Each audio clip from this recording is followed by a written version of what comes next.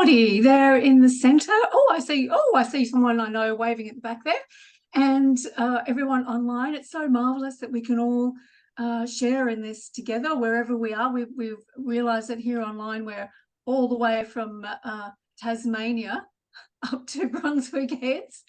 And look, I just offered to introduce Shani now, so I haven't really prepared anything. But look, it's a great joy to me to be friends with Shani.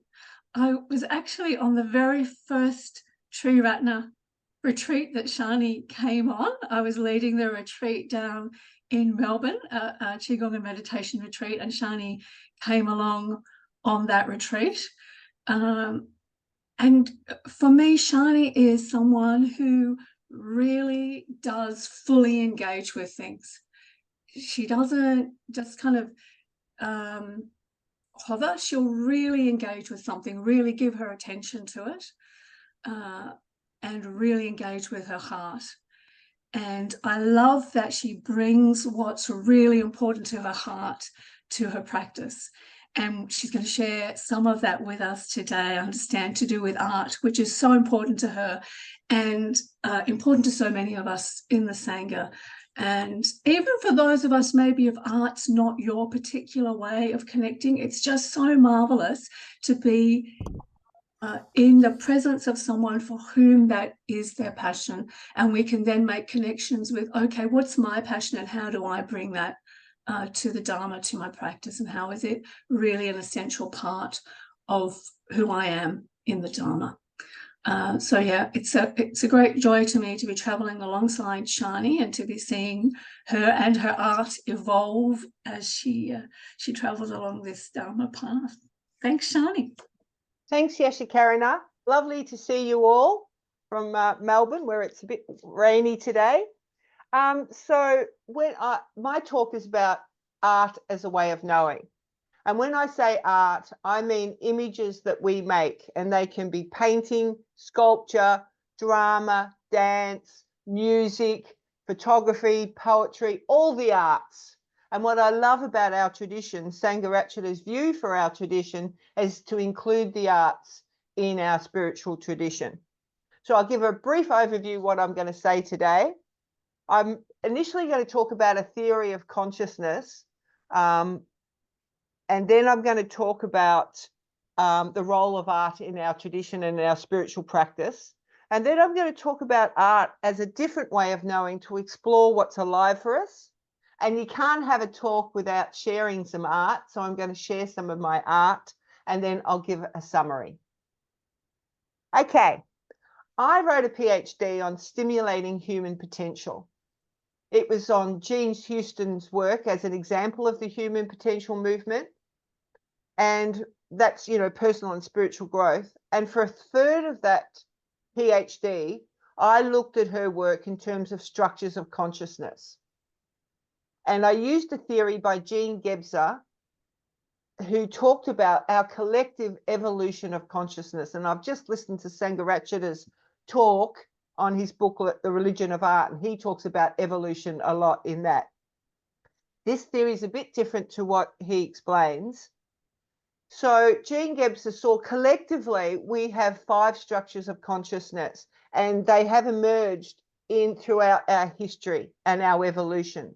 He called them the archaic, the magic, the mythic, the mental, and the integral.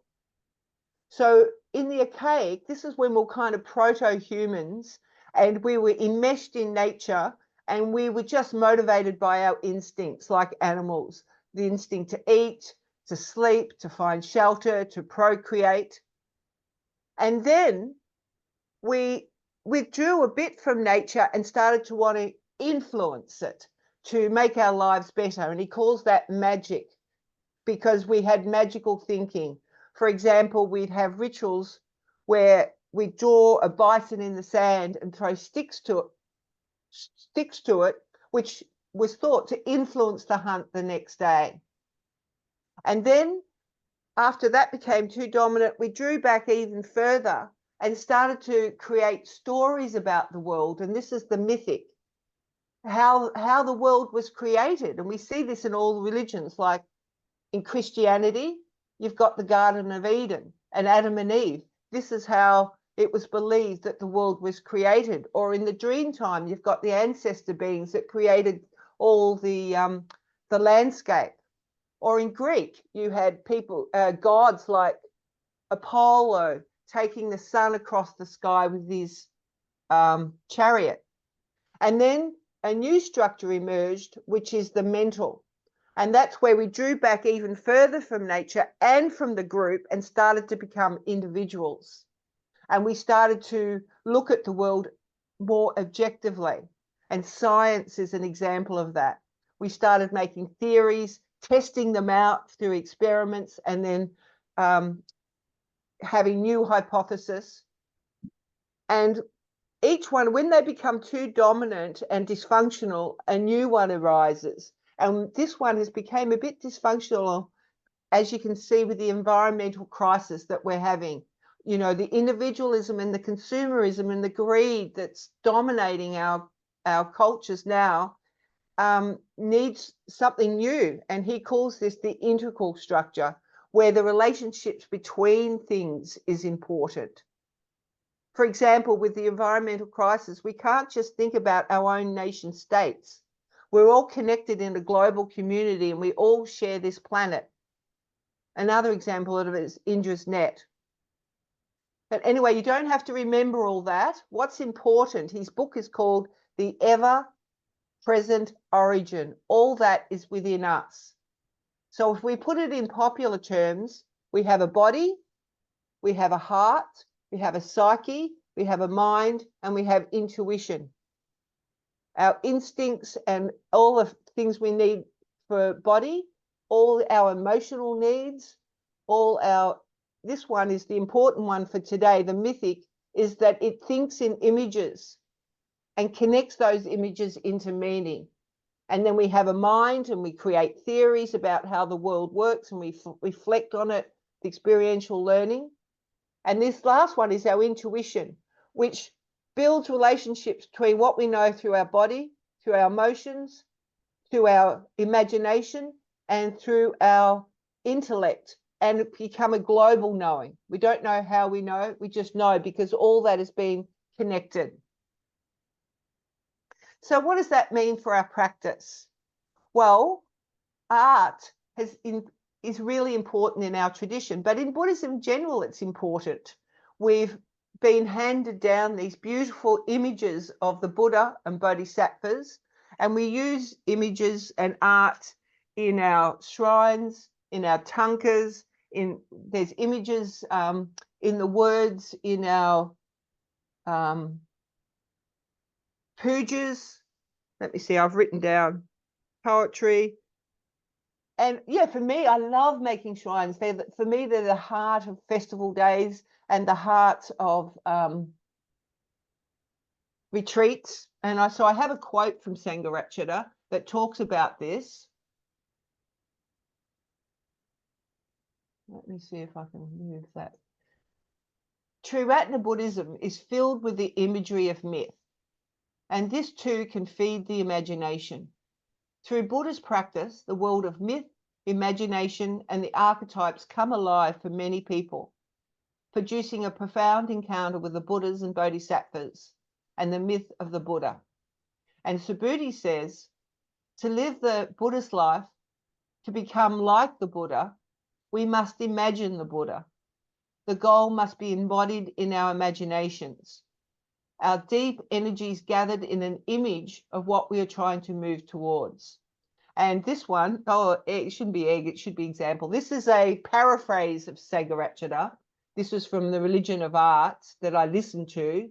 He says, sadhana practice or creative visualization, we assimilate, we draw near to the Buddha, absorbing the Buddha's qualities of wisdom and compassion. We can become one with the Buddha.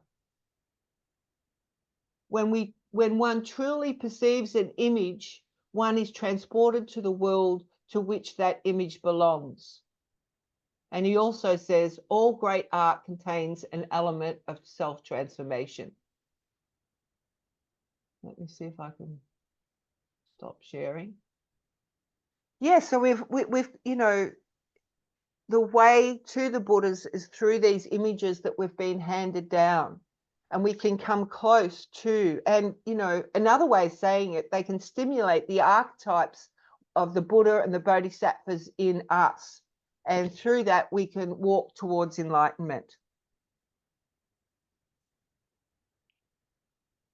So that's one way of using art in our spiritual practice, and it's really in our tradition. And we use poetry as well, and all sorts of images, and they really nourish us and guide us.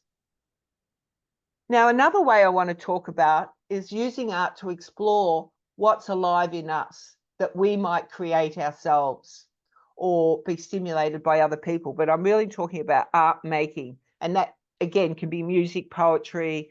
I'm going to talk predominantly about making paintings to some degree today, but I mean all of it.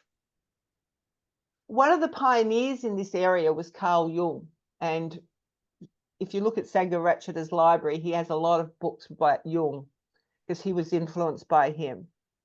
And Jung was a protege of Freud, and it got to a point that he couldn't continue with Freud because he just couldn't agree with his interpretation of the myths and how he worked with dreams. And by the way, dreams are an image making when all the other structures are asleep. They process our experience in images, and if we work with our dreams, we can learn about ourselves. Sangharakshita said it's a really wonderful way to learn about yourself. Because when dreams and we make art, or creative visualization, we include the conscious and the unconscious, so we can learn. And the unconscious has a lot of our potential, and we go into the imaginal where we can meet archetypal figures like the Buddha and the Bodhisattvas, or for Jung, it was wisdom figures. Anyway, when he decided to break with Freud, he was in great turmoil. He was a bit lost. And so what he did, he went internally and started talking to the imaginal figures within himself. And he also started to play like he did when he was a child and make things. And he started to paint, and he started to make sculptures, and he ended up making building a building on his property. And this really was his salvation. And he says that, all his theories has come out of this process of active imagination and art making. For him, the mandala is a way to integrate the self. He was really into, so near the end of his life, this is a quote from near the end of his life. About this, he says, "This sort of thing has been constant with me. And at any time in my later life, when I came up against a blank wall, I paint a picture or hewed.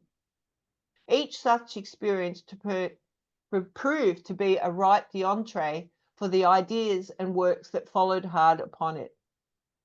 Everything that I have written this year and last year, The Undiscovered Self, Flying Saucers, A Modern Myth, A Psychological View of Conscience, has grown out of the stone sculptures I did after my wife's death. The close of her life, the end, what it made me realize wrenched me violently out of myself. It cost me a great deal to regain my footing, and contact with stone helped me." So here's a huge example of art as a way of knowing, that you can explore the imaginal realm and learn, and you can also make art to concretize that. I make art and I put it on my wall, and it helps me grow.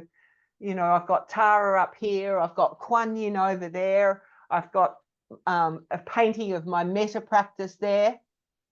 So there's other artists in Triratna that I'll quote that use art in this way. Aryadharma, "I don't know why I paint, but I must. It helps me make sense of things."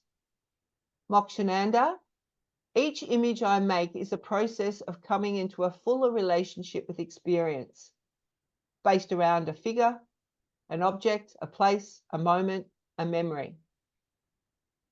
Joe Newman. I'm a theatre director and I love making art which is accessible, which can become a tool for social justice and brings people together in a temporary community to reflect on what it means to be human. And lastly, Aloka. I work to orientate myself in the world, to overcome fear, discover things about perception, to grapple with my limitations, and learn the magic of being alive.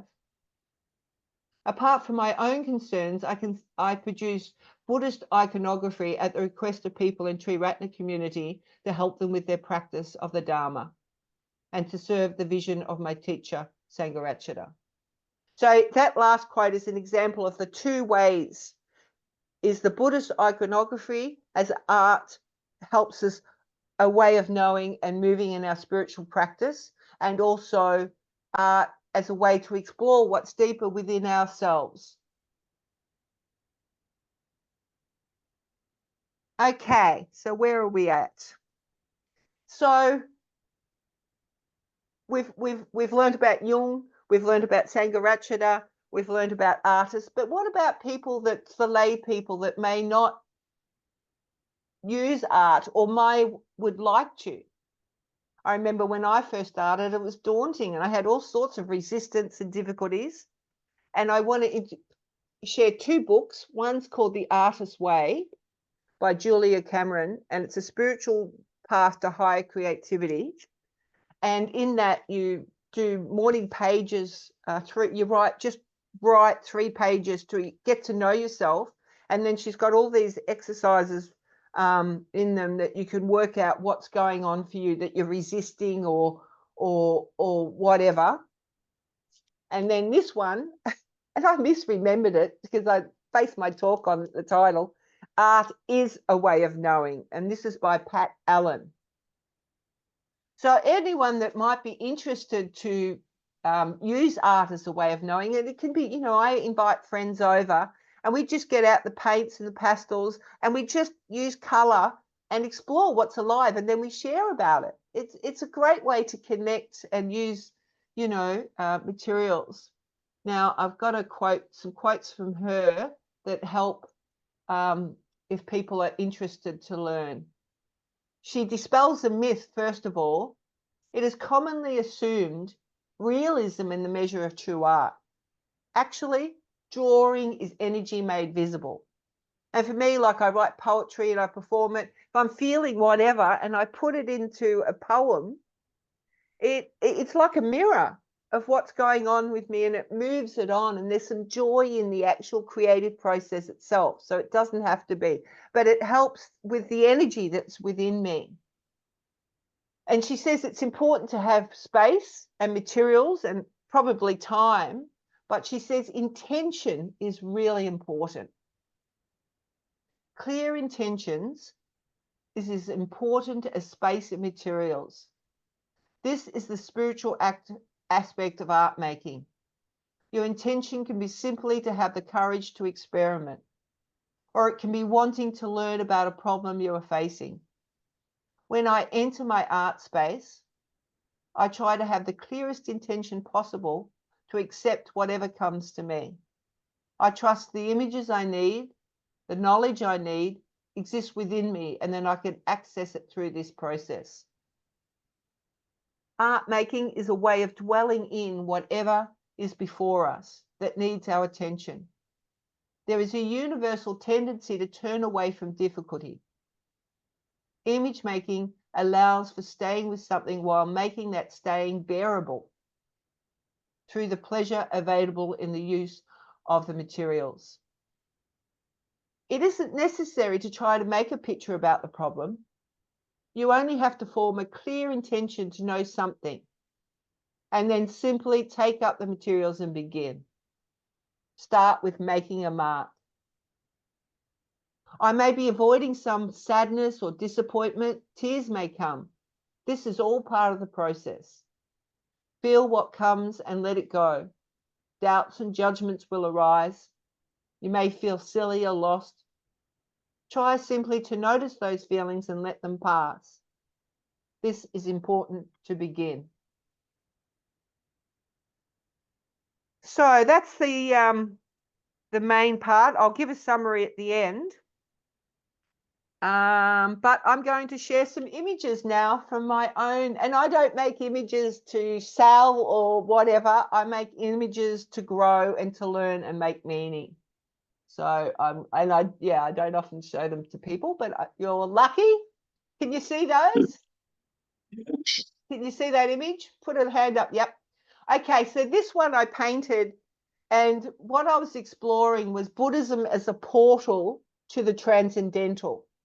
And so there's different layers, and the moon's there. It was based on that saying, you know, don't get fixated on the hand pointing to the moon. And so here's, yeah, Buddhism as a portal. Now I have to move you guys so I can move to the next image. And this is Darkinis dancing. And I guess it's also art is a portal for me to explore my shadow and to be in the cremation grounds. Here's the moon again, but this time there's a skull at the back, a stylized skull. And here are the fire of transformation down there. And here's the Darkinis dancing, the sky dancers. This one I painted during COVID. This is the goddess Hestia. I live alone, and during COVID, we were in so much lockdown, and I was home every single night by myself, which was hard. And so I painted this she's the goddess of the hearth and the home, to make peace with being home every single day. And sometimes you couldn't even go for a walk in the evening because we had curfew. And during lockdown, I experimented with alcohol inks. And so I created images and sent them to friends. And this was an image that was important, I think, to Padma Darkini. And I wrote the mantra that goes with it and sent that to her. I read the book True Refuge, and this was an image I created that explored what my true refuges were. And so that, you know, it's all quite symbolic. And this was actually, again, during lockdown, and I was in a group for the GFR retreat, and I lost confidence and connection. And so what I did was called someone that I'd never called before and talked to them and got more connected and confident. And so he's a little superhero of the heart, with their hearts, the ability to reach out. And this one's about 1 meter by 1 meter. I actually got very triggered at a retreat, and I left, and it was actually what happened before the retreat that influenced me. So when I came home, I explored, you know, this has got all people in here, you can't see it. It was just the different aspects of Sangha and how one deals with that, the shadow, the light and the dark. And this is the second last one. Here is traditional personifications of Padmasambhava and Tara, but you could see them in the imaginal realm that they come through for me. And Padmasambhava, I thought, I'll show it. I can't show it to you now. Helps transform demons. And I did create some demons, but they're in 3D. And then lastly, here's Tara, and she's above my desk. And yeah, again, she comes from the imaginal realm, this magical, mythical realm, and with her love and compassion can guide me and influence me.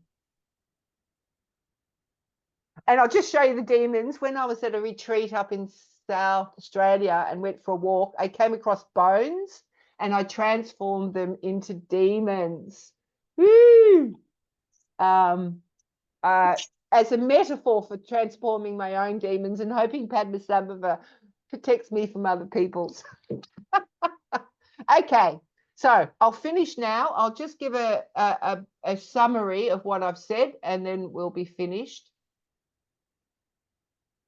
The imagination is a structure of consciousness, a way of experiencing and understanding the world through image and story or meaning. A prime example of that structure of consciousness processing our experience is evident in our dreaming. We can learn from our dreams. And as Sangharakshita said, if you want to know yourself, dreams are an excellent way. Both dreams and creative visualization contain conscious and unconscious material, as does art making, and we can learn and grow from it. In spiritual practice, we use images from traditional and contemporary Buddhism in our shrines, rupas, pujas, myths, poetry, drama, and art making, and more, music, of course. This helps, and mantras. This helps us to move closer to the Buddhas and the Bodhisattvas and move towards enlightenment. We can enter the imaginal realms and meet them, activate them as archetypes within us, and develop their qualities like wisdom and compassion. We can also use the arts as a way to explore what's deeper within us, what is alive in us. Art making as a container can help us turn towards what might be painful. The creative process itself is rewarding and often brings joy. Art making is a must for many artists, but it can also be helpful for the layperson. There are books that can help us get started. Two that I've mentioned today are The Artist's Way by Julia Cameron and Art is a Way of Knowing by Pat B. Allen. And that's me cooked.